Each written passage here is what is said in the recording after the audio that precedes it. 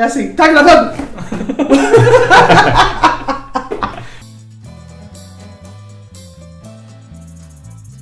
Oi, Gelinos! Então, essa aqui é a Cacá, ela é uma mãe maravilhosa, então trouxe ela pra falar sobre a criação de filhos, né? Tô até me sentindo rindo aqui porque eu tô falando kkk. Menos piada hoje, tá? Tá bom, tá bom. Gente, é capaz que esse vídeo fique muito longo. Vai ser longo porque é muito conteúdo, mas esse conteúdo é riquíssimo. Então, por favor, assistam até o fim, inclusive, porque vai ser muito bom, tá? Essa pessoa aqui é maravilhosa, vocês vão ver durante o vídeo. Então, é isso aí. Então, assim, o objetivo maior de ter trazido ela e a gente bater esse papo é mais porque eu enxergo muito essa questão de como existe essa caixinha onde você tem o método de criar os filhos e como você tem que fazer, que plano você tem que seguir, pra onde você deve encaminhar e tudo isso, sabe? E eu vejo muito ela como uma regra, aliás, fora das regras, né? Eu vejo muito ela saindo da caixa nesse sentido, então acho que é muito generoso de bater esse papo, né? E aí, o que você tem pra dizer por enquanto? Vamos lá. A primeira coisa, eu acho que é a questão de ser mãe, né? Uhum. Todo mundo tem todos os praxes de ser mãe é padecer no paraíso. O ideal de ser mãe, de tem que ter filhos, né? Da mulher tem que ter filhos. E, na verdade, o que eu acho que ter filho tem um lado muito legal, mas tem um lado que é terrível, é um porre ter filho. Né? É terrível ter filho. O lado legal do ter filhos é uma questão que as mães e os pais, né? Não digo só as mães, mas os pais, de maneira geral, eles não pensam que é a chance de você aprender com eles. Uhum. Tem uma amiga que falou uma coisa muito engraçada numa briga com uma filha adolescente dela, que elas estavam discutindo e ela virou assim pra filha e falou assim: você tem que entender que você não veio com manual de instrução. Eu tô aprendendo a ser mãe de adolescente. Uhum. E é isso. Na verdade, eu acho que a questão do ser mãe é uma questão de você abrir para aprender. Uhum. E eu acho que você fala que eu sou fora da caixinha, mas na verdade eu acho que eu tive muitas chances de fazer isso. Então, por exemplo, com as minhas duas sobrinhas, eu aprendi o que é amar incondicionalmente. É um amor assim que você ama as pessoas e que é o que eles dizem que é amor maternal, amor paternal, né? E a primeira vez que eu senti isso foi com as duas, né? As duas são como filhas para mim. A segunda chance foi eu me casei com um viúvo que já tinha 4 filhos. E com já eles veio um bônus de 4 filhos. Eu casei com um kit completo. E com os meninos foi um aprendizado de você conseguir discernir o que é importante do que não é importante. Porque, na verdade, como eles já tinham um código de valores e eu entrei com o meu código de valores, você começa isso entra em choque e você começa a reavaliar realmente se aquilo é importante ou não. Aí você reavalia os seus próprios valores também. Claro, né? Porque claro. Você entra no choque e já começa a repensar, né? Calma, eu aprendi sempre a minha vida toda desse jeito. E agora me vem uma coisa completamente diferente que eu nunca tinha pensado, né? Exatamente. E aí você começa a reavaliar isso. Opa, peraí. Eu aprendi que o ideal de família é pôr o filho na escola privada, dar o melhor que eu posso, me matar por causa da educação dos meus filhos. E essa é o praxe da maioria das famílias. Total. Só que os 4, por exemplo, todos eles estudaram em escola pública. E todos os 4 estudaram depois na USP. Na verdade, a questão da escola pública começa aí. Todo mundo acha que a escola privada tem uma educação melhor. Em termos de informação, inegavelmente, a escola privada ela dá mais condições, mais informação. Mas aí a questão você fica pensando, a informação, na real, é o mais importante? Ou o prazer de estudar, ou as experiências que ele pode viver, ou a maturidade que ele pode adquirir é tão importante quanto essas informações. Então você começa a pesar as coisas e ver que a informação, por exemplo, é uma coisa que hoje é facilmente adquirível pela internet. Total. Se a pessoa estiver estimulada, né? Exato. Livro. Ok, eu quero estudar isso. Girou, me empresta um livro aí? Eu posso estudar, né? E a informação ela é fácil de ser adquirida. Agora, a formação da pessoa, o pensamento, é muito mais difícil. Eu também era eu vou pôr meu filho em escola privada. Ele vai ter a melhor das educações. E de repente, quando eu me deparei, por exemplo, com valores diferentes, que foi com os outros 4, eu percebi que não era bem por aí. E aí, pensando, reavaliando, eu pus o Lucas em escola pública. E foi uma das melhores coisas que eu fiz. A experiência que ele ganhou lá foi uma coisa incrível, porque assim, a escola tinha 2.000 alunos e tinha desde crianças de classes sociais mais baixas, tinha crianças que estavam em observação pela justiça, tinha de tudo. Conviver com essas pessoas, aprender o que é diversidade, né? E aprender o que é bom para ele, quais eram as opções melhores para ele, foi muito legal. Sim, a gente até vê essa questão em escolas particulares, principalmente essas muito caras, como a criança ela já forma socialmente numa bolha, né? Uma bolha muito forte, e às vezes ela não tem noção da realidade do bairro, do país, do estado do país, sei lá. Ela perde essa noção, né, de que existem pessoas que pensam diferente, existem pessoas que têm um outro nível de renda, existem pessoas que não têm acesso à internet, existem pessoas, né? Existe tudo. Ele tinha amigos que tinha realmente pouquíssima renda. Pouquíssima mesmo, a ponto de os pais terem que mandar a criança para a escola por causa da merenda, porque eles não tinham condições de alimentá-los em casa. E um belo dia era aniversário de um deles, e aí eles queriam comemorar. Eu falei, olha, é o seguinte, então tá, vocês querem comemorar, e eles queriam ir pro shopping, eles nunca tinham ido ao shopping. Gente. Aí eu falei, tá legal, eu pago a entrada do cinema e vocês vão pro shopping, mas eu vou pagar só a entrada do cinema. Eu levei o bando até lá, aí eles. Mas assim, eu não podia estar junto, né? Senão, pô. Mãe, né? A mãe tá junto, qual é, né? Tava tendo crianças entrando em lojas fazendo arrastãozinho. Realidade de São Paulo, gente. Realidade de São Paulo. E aí acontece o quê? O Lucas é japonês que nem eu. Foi uma coisa muito triste que eu tive que falar pra ele, mas eu virei e falei pra ele o seguinte: falei, Lucas, não deixa seus amigos fazerem muita baderna dentro de loja. Por quê? Tem negro, né? Tem, sabe, morenos, as pessoas não estão vestidas, digamos, como, né, classe média alta, né? E se eles começarem a badernar na loja, talvez a segurança pense outra coisa e tenha um julgamento errado. Uhum. Nesse momento, o único que vai ter chance de reclamar ou falar alguma coisa é você. Infelizmente, só porque você é japonês. Então, assim, né? Pede para maneirar dentro das lojas. E 2, se acontecer alguma coisa, você fala e você me chama imediatamente, porque aí eu vou socorrer vocês. Né? Uhum. Mas é triste você ter que falar isso para um filho seu. É horrível. São amigos deles.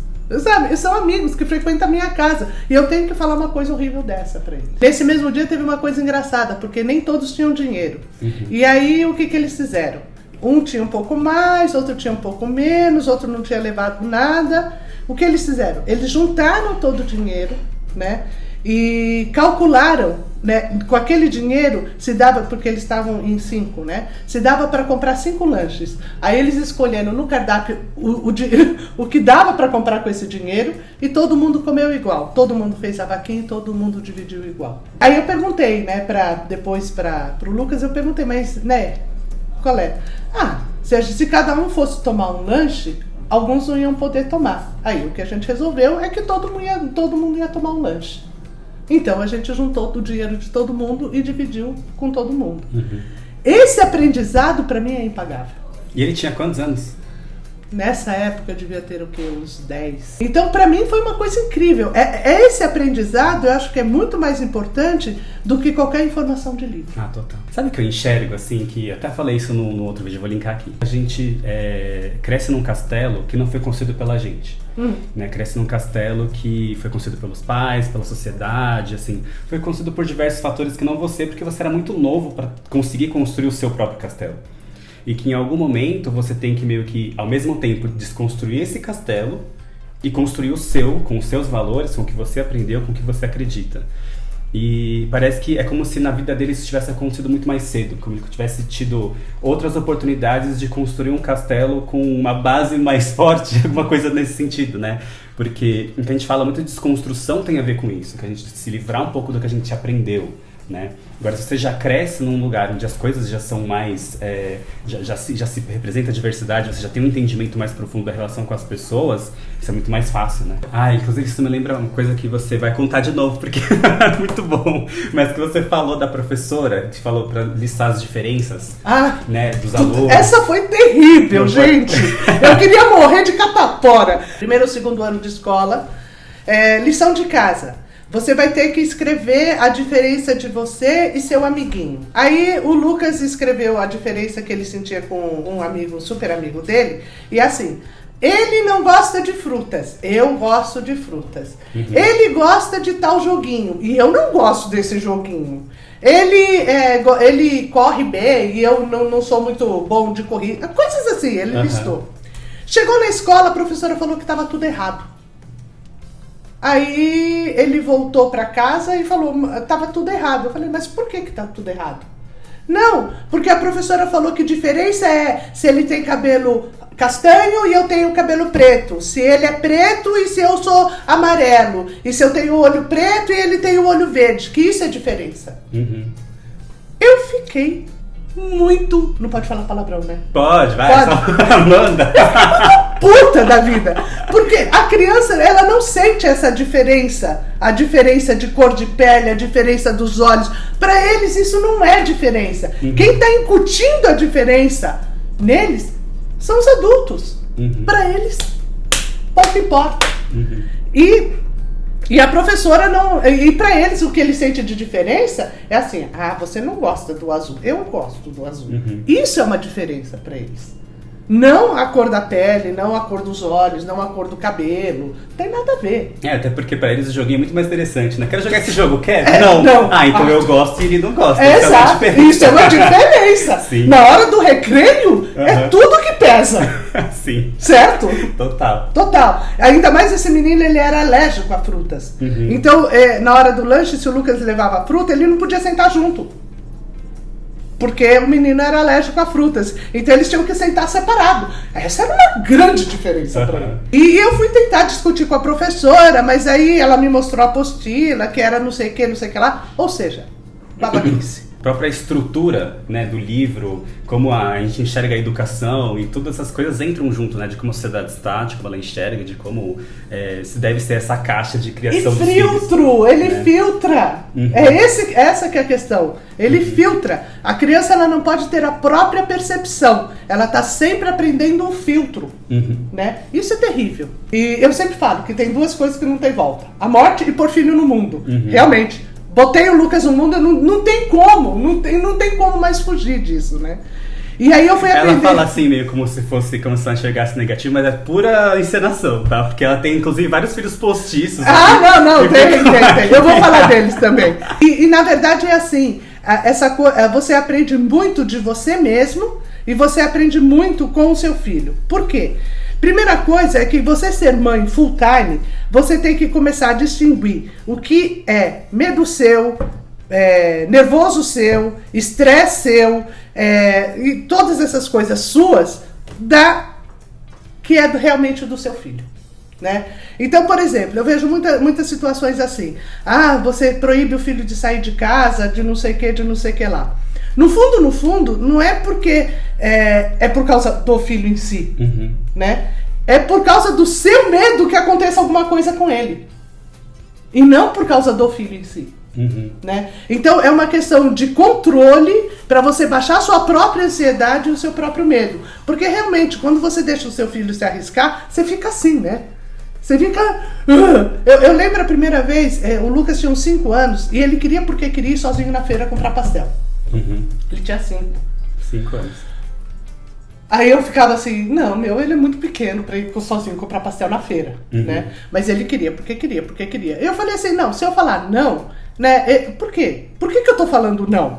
É porque eu acho que ele não é capaz de ir comprar pastel na feira, ou porque eu tô com medo, né?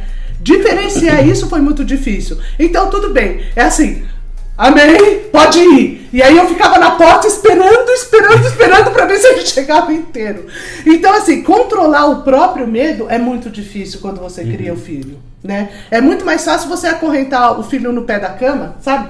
põe uma corrente, que aí ele não faz nada, ele tá sob a sua visão, ele tá hiper protegido e nada vai acontecer. E aí você consegue ficar tranquilo. Exato, Mas exato. aí ele não vive a vida dele. E ele não tem experiência, né? Então, assim, essa coisa do diferenciar o que é seu do que é do filho é uma coisa muito difícil quando você é mãe full time. A sua ansiedade às vezes passa para a criança, o seu medo passa para tudo, né? Então essa relação de diferenciação é uma coisa muito difícil. Uma coisa que eu percebo que a maioria dos pais não consegue distinguir, que por isso acaba acorrentando, acaba aprendendo, acaba reprimindo o filho nas suas experiências mesmo, né? E às vezes até acontece assim, o pai, quando ele era, sei lá, tinha essa idade, ele tinha vontade de fazer aquilo. Aí ele transfere isso, então meu filho também vai ter essa vontade. E aí ele separa, sendo que na verdade é uma expectativa da vivência dele. Não do filho, exatamente. Que às vezes nem teria essa vontade, nem teria essa... então, eu falei do medo, falei da ansiedade, falei dessa coisa, mas também tem uma transferência... assim, de sonho, né? O que você queria ter sido na vida, o que você acha que teria sido a vida ideal pra você. Que é aquela questão de, tipo, espera que meu filho seja médico ou advogado. Porque eu queria, né? Eu queria ter sido, por exemplo, uma pessoa super importante na sociedade. Então eu vou fazer do meu filho essa pessoa importante, né? Então é uma super transferência do que é seu pra uma outra pessoa. Né? E não tem essa diferenciação. Você sabe da minha famosa história do trem em colisão? Eu tava esperando chegar nela. Muitas vezes com filho, você vê assim, que é como se fosse um trem que tá em rota de colisão. Você sabe que vai dar merda, né? Você sabe, você tem certeza que vai dar merda. Só que assim, a maioria a tendência dos pais, e eu, inclusive, eu não tô me isentando, tá, gente? É de você barrar o trem, desviar o trem, de você brecar o trem e não deixar que o trem bata, né? Por quê? Porque você quer proteger, é teu filho, meu, né? Você quer proteger. Só que, se você não deixa que o trem bata, ele nunca vai aprender. Ele não vai ter as próprias experiências. Ele não vai aprender com os próprios erros, né? Então, na verdade, você está deixando que ele, proibindo ele de aprender, né? E isso é uma coisa muito difícil dos pais fazerem. Deixar, sabe, vai dar merda? Vai. Aí eu falo por assim, vai que depois eu junto os cacos. Eu ajudo a juntar os cacos. Mas você tem que quebrar, sabe, não sou eu não posso viver por ele. Então o máximo que eu posso fazer é depois tentar juntar os caquinhos, né? Mas ele tem que colidir. Ele tem que viver as próprias experiências, ele tem que fazer as próprias cagadas, ele tem que fazer tudo isso porque é vida dele, não minha. Então, essa é a outra coisa que é muito difícil na hora que você cria filho full time. Porque você tem que limpar a casa, fazer comida, trabalhar, ganhar dinheiro, sustentar, e você fala assim, puta, mais uma preocupação, o filho que saiu e que ainda não voltou e que vai encher a cara. Claro que é muito mais fácil você trancar ele dentro do quarto, gente. É uma preocupação a menos, né? Então é muito mais fácil, né? Mas e isso é uma coisa que para administrar durante a vida é um pouco complicada. Até porque se você, assim, participa da vida do seu filho, deixa colidir, ajuda a pegar os cacos e tudo mais, tem uma questão também que você vira uma cúmplice do seu filho, você vira uma parceira, né? Em vez de ser aquela mãe chata que fica travando a vida do filho, aí ele não confia nela, e aí não conta as coisas, e aí, sabe? Entra muito essa questão também, porque eu vejo muito como ele te enxerga como uma amiga, como uma parceira, não como alguém que, sabe, vou ter que pedir permissão e vou ter que lidar com isso, aí vai ser ruim, e aí, sabe? Eu tenho que passar valores. Essa é a minha tarefa de educação. O resto é ele que tem que fazer. Vamos supor, encher a cara. Tá aí, né? É um grande problema. Fumar, encher a cara é um grande problema, né? Da molecada, né? Digamos assim. Eu sempre preferi que ele falasse assim, vou sair. Aí eu pergunto, você vai encher a cara? Aí ele fala assim, muito provável. Aí o que eu faço? A primeira coisa forra o estômago dele pra ele não ter PT depois, tá? Aí depois, olha, Lucas, é o seguinte, você vai encher a cara, tem algumas coisas. Não pode pegar menina bêbada. E se você tiver bêbado, menos ainda, porque aí vocês dois não vão saber o que vocês estão fazendo, tá? Segundo, não entre em carro de gente bêbada. Ofereceu carona, tá bêbado? Não vá, né? Carro com bebedeira não combina. Toma bastante água enquanto você estiver bebendo, né? Então, assim, tem o meu lado mãe, que pode dar essas orientações se eu sei o que ele tá fazendo. Agora, se ele esconde tudo de mim, como é que eu vou orientar? Que aí você pode falar, né? Até onde o que uma bebida faz, como é que funciona, quais são os riscos. Exatamente. Pra ele ter uma decisão mais consciente. Exato. Né? Mas é exatamente isso que eu sinto, assim, como não tem essa proibição massiva e tem, assim, eu deixo quase tudo, mas tem isso que você precisa saber, ele consegue confiar, porque não é que você tá privando ele de alguma vivência, não. é que você tá só, tipo, dando alguns conselhos dentro da vivência dele. Exato. Por isso que pra ele fica muito mais fácil confiar e até de ouvir. Então, assim, às vezes quando um pai proíbe demais, acontece isso, né? De tipo, ela sempre proíbe tudo, então eu não vou ouvir esses conselhos de, porque eu vou entrar no carro, que se tiver bêbado, tudo bem, sabe? Então, aqueles poucos conselhos que você dá, sabendo da realidade da vivência dele, vão entrar muito mais dentro dele também. Mas eu vejo isso não só com ele, mas com amigos dele que frequentam a casa, né? Muitas vezes eles têm muito mais facilidade de falar pra mim do que falar pros próprios pais. Aliás, sim. 90% das vezes. Eles contaram pra mim, né? E não contaram pros próprios pais, sim. né? Vai beber de qualquer jeito, seu pai proibido ou não. Então, ok, eu prefiro saber porque pelo menos eu posso orientar. Por exemplo, de pegar menina bêbada, dessas coisas assim, que é um limite ali que é regra, é lei, é social, né? E um acidente de carro, por exemplo, com motorista bêbado, é gravíssimo, né? Então, assim, tem algumas coisas que você tem que preservar. Ok, nesse ponto a gente orienta, a gente passa. Agora, você vai falar que um jovem nunca vai beber? Não existe isso, né? Pelo menos experimentar ele vai. Não tem como você proibir. Ok, então aceita a realidade, né? Não, e é interessante também um ponto que eu vejo muito, que é assim, eu acho que muitos dos pais até que vão ver esse vídeo e falam assim, mas é liberal demais, aposto que o filho dela faz, né, deve ser tipo um largado, que usa drogas e não sei o que, nananana. E muitas vezes é exatamente o contrário, né, tipo, por ele ter a liberdade de poder viver as coisas, assim, experimentar as coisas, ver o que presta e o que não presta, e não ser um revoltado que assim, meu pai não deixa nada, então eu vou também encher a cara, sabe, e tudo isso. Então, por exemplo, aquilo que você falou, de que as pessoas esperam que assim, uma reunião jogando buraco e, sabe, com os amigos, não sei o que, é uma reunião de velhinhos. E é o que ele faz com os amigos dele. Pois é. É incrível. Eles se reúnem aqui em casa pra ficar jogando buraco. Eu falo assim, sexta-feira à noite, amigos, todos eles na faixa de 20 e poucos anos, mas né? Isso desde os 17, 18, pois né? Pois você pensa assim, não, eles vão estar na balada, vão estar enchendo a cara, vão estar... né, fazendo horrores por aí, nada, eles estão todos aqui em casa sentados na mesa jogando buraco. Não é que você tem que permitir tudo, você não precisa ser permissivo, né? Mas você tem que ter claro qual é a realidade dos jovens de hoje. Não adianta você fechar os olhos para isso. Né? Mas eu acho que justamente isso que você falou, da questão de assim, quando uma mãe ou um pai, ele toma a decisão por uma tranquilidade dele, por uma vivência dele, e não consegue separar isso pro filho. Porque o filho, por mais que não seja uma coisa completamente consciente, ele tem essa noção. Aquela decisão não é uma decisão, sabe, por você querer, sabe, instruir o filho, que ele viva as próprias experiências. É uma questão só, tipo, ele tá querendo porque ele quer se proteger, não eu. E aí a pessoa já tem aquilo na cabeça. Já fica revoltado. Fica revoltado, não quer mais ouvir. Não é por minha causa, sabe? Ele não tá pensando em mim. Na maioria das vezes é inconsciente dos pais, né? É inconsciente. E mesmo a coisa de valores, né? Valores religiosos, né? Valores familiares, tradicionais, blá. É uma coisa que você não percebe que você tá impondo. Mas é uma coisa tua, não é uma coisa dele, gente.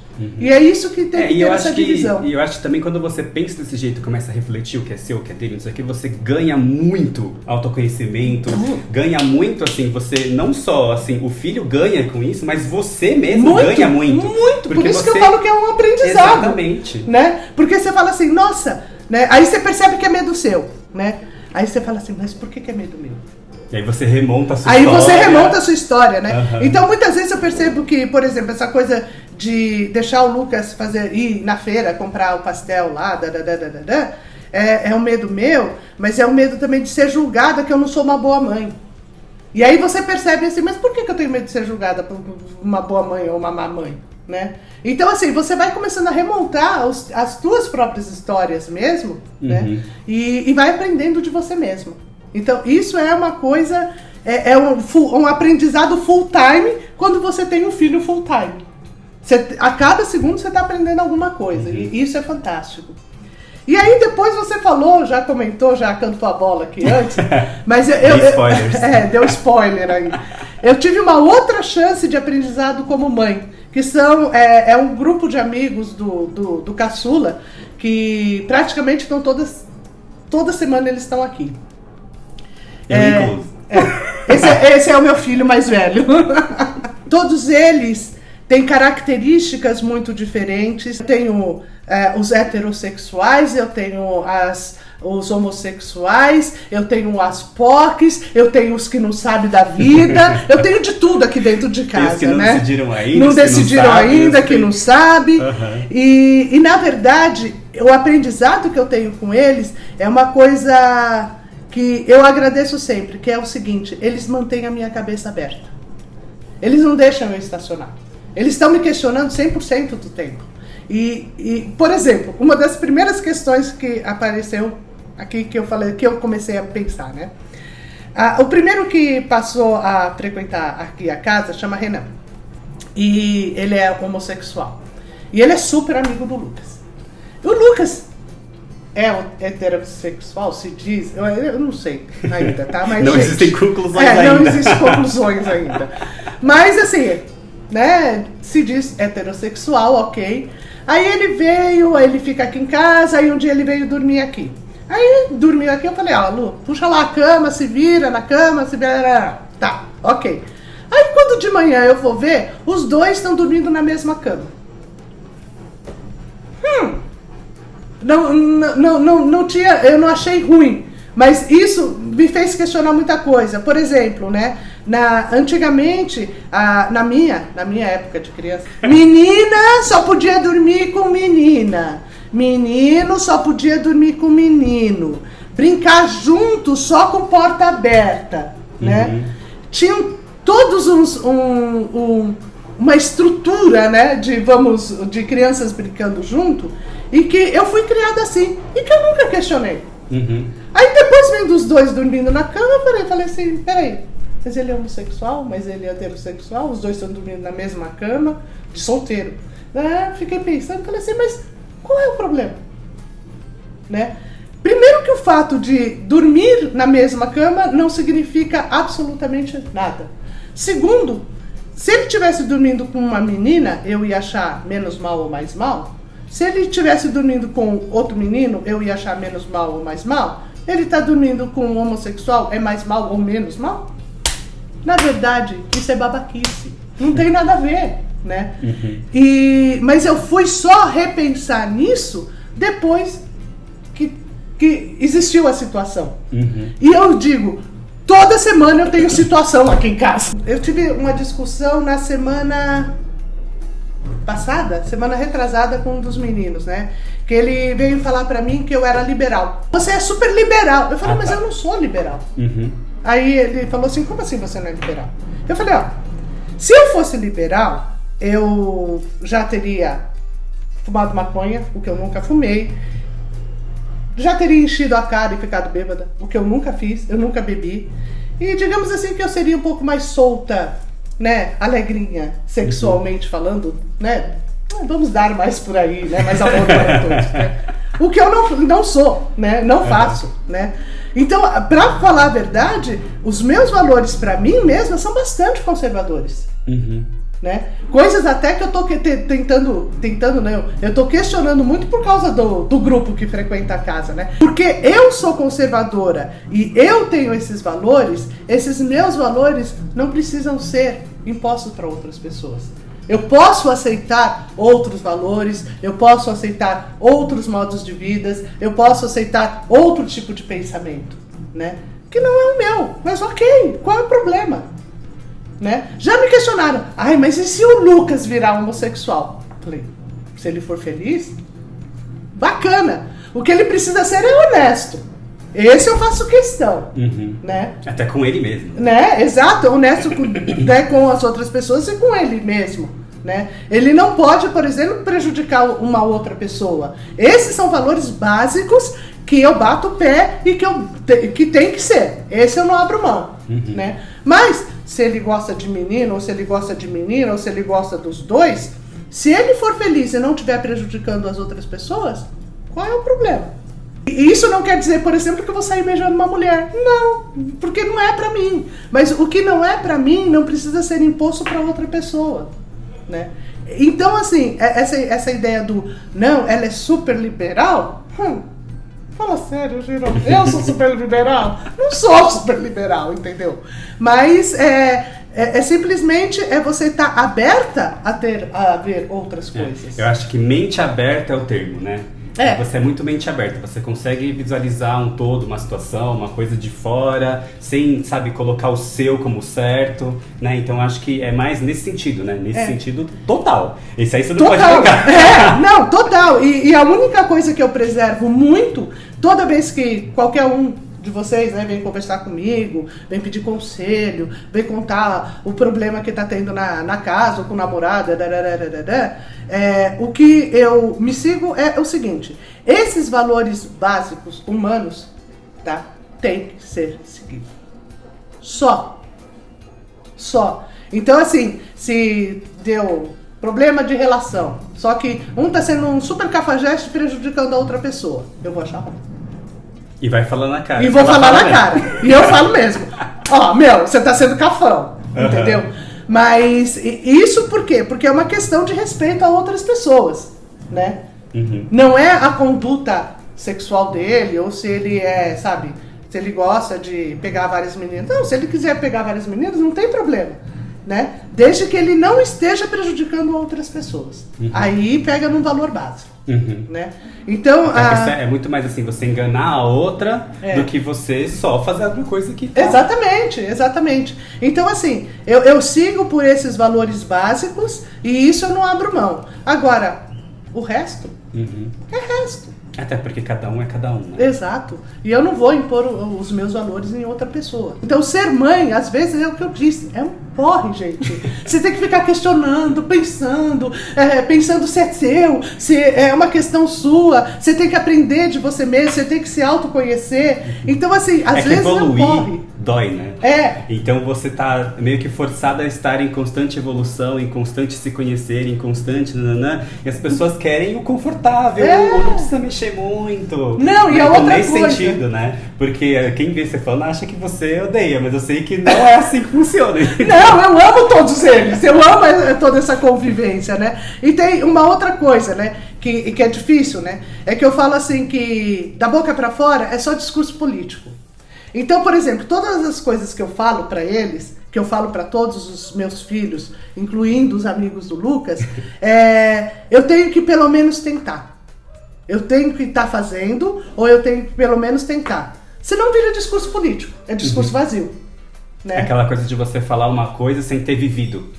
Só pela sua própria suposição. Né? Ou não, eu tô falando assim, não, você tem que trabalhar mais e eu sou uma vagabunda. Como é que é, né? Não combina, né? Então, assim, tudo que você fala tem que estar coerente com o que você faz. Né? Então, isso tem que ter uma coerência. Até porque, senão você vai falar no vazio. Sim, cada vez mais a hipocrisia é muito comum. Né? E isso também é muito difícil, gente. É fácil discursar. É muito difícil fazer. Não, total. Né? É muito fácil só ter discurso, só ter blá blá blá. Né? E é muito mais difícil você fazer as coisas. Na real, antes de você falar. Né? Então, todo esse daqui é o lado muito legal, muito prazeroso de ser mãe, mas é o lado também que é muito difícil. Trouxemos um indivíduo aqui, famoso filho dela, né? E assim, pra falar um pouco, né, depoimento aqui e tal, de como é ser filho, de como é, né, até comparar com os amigos, enfim. Manda! Começando, pra resumir tudo, ela é muito louca, é fato. Louca? Muito louca. Mas desde pequeno... Comparando com as outras mães, comparando com as mães... Se for colocar o louca como diferente... É muito fora. Eu acho que as outras mães que são loucas. Se for pensar do jeito, as outras mães são loucas. Ela deveria ser normal, mas ela termina sendo a louca. Desde pequeno, quando eu começava a conversar com as outras crianças, eu percebia que era muito diferente a relação com os pais. Tipo, eles falavam, nossa, minha mãe tá me ligando, nossa, minha mãe tá mandando ir pra casa, estão me enchendo o saco, não posso fazer isso, não posso fazer aquilo, nossa, eu não posso comer tal coisa, minha mãe não deixa, e ficava em cima enchendo o saco. E minha mãe nunca fez isso comigo nesse ponto, ela só perguntava, tipo, você tá bem? Onde você tá? Por precaução de, tipo, não vai deixar o filho dela sozinho pelo mundo, ela quer saber pelo menos onde eu tô, mas eu falei, tá tudo bem, ele tá em tal lugar, então um mínimo de preocupação. Mas, como ela não ficava me enchendo o saco de você não pode fazer, não pode fazer aquilo, chegou no ponto que tudo que eu fazia, desde... Tô indo pra tal lugar, se eu falar, tô indo na casa do amigo, tô indo na casa do amigo, eu nunca menti disso. Se eu tô indo pra...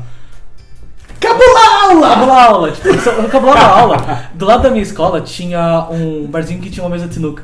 Então eu sempre ficava jogando sinuca naquele barzinho com os amigos meus. Então toda vez que eu ia lá jogar sinuca, eu mandava mensagem pra ela. Estou jogando sinuca. Isso no horário de aula. Aí uma vez a minha coordenadora, por algum motivo, foi naquele bar, viu que eu tava lá e ligou pra minha mãe. Falou assim, então, dona Kátia, seu filho está cabulando aula no bar jogando sinuca. Aí minha mãe virou pra ela e falou, eu sei. e a coordenadora... Desmontou a coordenadora. A coordenadora tava na minha frente ligando pra minha mãe. A cara dela foi impecável. A senhora sabe? Não, eu acho que foi pior quando ela me chamou lá e aí ela foi me falar isso e eu falei que eu já tinha ido. Exatamente. Aí uma vez quando a minha mãe tava perto da minha escola, ela falou, o que você tá fazendo? Eu tô aqui jogando sinuca. Tô indo aí. Aí a mãe ficou lá conversando com o dono do bar, ela comeu uma coxinha. Aí a gente ficou lá conversando, depois ela foi embora. Aí numa outra ocasião, a coordenadora ligou de novo pra minha mãe, chamou minha mãe na escola. Minha mãe foi lá, seu filho estava de novo no bar jogando sinuca. Eu tava lá com ele outro dia. E eu acho que isso entra direto com a questão do que você falou, né? Às vezes você vê que aquilo pode estar encaminhando para um lugar onde o trem está indo em rota de colisão, mas é uma questão de deixar o filho tomar as próprias escolhas, assim, aprender pelas próprias decisões, e você tá lá do lado, observando e tal, para, né, ajudar. Mas não é só isso, eu acho que é uma questão de você confiar. Se você passou os valores certos, se você passou a base certa, então você tem que confiar que ele aprendeu aquilo e que ele vai decidir certo, né? E quando ele decidir errado, ele vai ter as consequências. Mas Que é o trem. Que é o trem. Quando ele fizer a decisão errada, ele vai se ferrar. E quando ele se ferrar, ele vai perceber e vai aprender. Exato. Então ele precisa se ferrar pra aprender quando ele dá uma dessas. Tá vendo? A mentalidade de alguém cresceu com essa informação. Se você tentou ensinar e ele não aprendeu, ele vai continuar fazendo aquilo. Então deixa ele se ferrar, que quando ele se ferrar, ele vai sentir na própria pele e vai aprender. Ninguém vai querer se ferrar várias vezes pela mesma coisa. É o básico. Se você ensinou e ele não aprendeu, não tem o que fazer. Deixa ele se ferrar. Não totalmente assim, mas... Vai, mas depois eu enxugo as suas lágrimas quando você se ferra, vai. Do meu círculo de amigos, que eu sou muito mais próximo da minha mãe do que eles são da mãe deles. São tipo 1 ou 2 que são mais próximos da mãe, tipo... Eu vejo quase todos os outros têm uma boa distância da mãe ou uma distância total, não fala nada pra mãe. Vejo muito disso. E eu vou deixar bem claro aqui pro pessoal que ele não estava aqui assistindo a gente gravar, viu? Ele tá falando isso sem ter ouvido o que a gente falou. Ele tava lavando louça pra mim! Eu lavei essa louça, eu lavei essa cozinha inteira, eu deixei o Bruno arrumando a geladeira. Pai e mãe têm aquela mania de pensar que eles sempre estão certos. Né? E muitas vezes não são. Sobre isso tem uma coisa muito pra falar. Assista um vídeo, seu filho não é uma maçã. Vou deixar aqui linkado. Eu acho que pra entrar nesse assunto, tem esse vídeo muito bom já feito, por um youtuber muito bom, eu recomendo.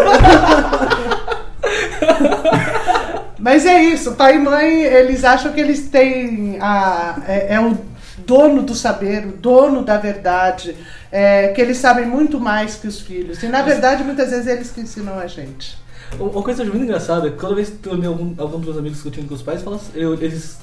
Dá pra ver que os pais estão errados, quem vem de fora vê que os pais estão errados e fala, tipo, mas você tá errado. Aí ele fala, você tem que falar que eu tô certo porque eu sou seu pai, tipo, me respeita porque eu sou um dos seus pais. É tipo isso. É o uso da autoridade em vez de da lógica, em vez da... E isso não ensina absolutamente nada pro filho. Eu acho que isso entra, depende de certo e errado, né? Porque aí cada caso é um caso.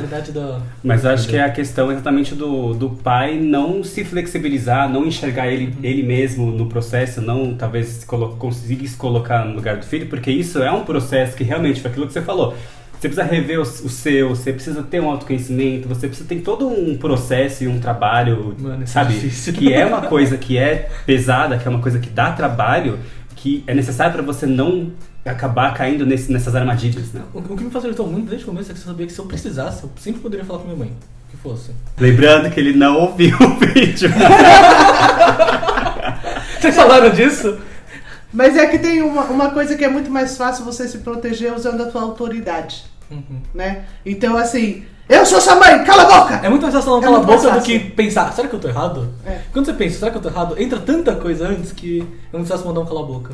Gente, então é isso. Espero que tenha sido muito, muito, muito, muito bom, como eu tenho certeza que foi. Então, assim, passe pros pais, assim, ou então, sabe, dissemine esse vídeo pra quem precisa ver, assim, porque eu acho que é uma discussão super necessária pra convivência entre pais e filhos, tanto pros pais quanto pros filhos. Então, até pra repensar como a gente trata essa relação, né? Então, mas é isso. Muito obrigado. Muito de nada! Tchau, Mas é gente! isso. Então, chega por aqui. Não esquece de curtir o vídeo, de se inscrever no canal, de ativar o sininho e tudo, tá bom? Não tá bom? Tchau! Tchau, tchau! Gostei. Muito obrigado a vocês. Cachorro! Para que tá calor. Abre lá a janela, por favor. Cachorro! Tá. Abri a janela. Tá muito quente, Lu. Abre a janela. Lá que tava rolando, tá? Deixa eu cortar a janela, né? Cachorro! Mas chega. Cachorro! Chega!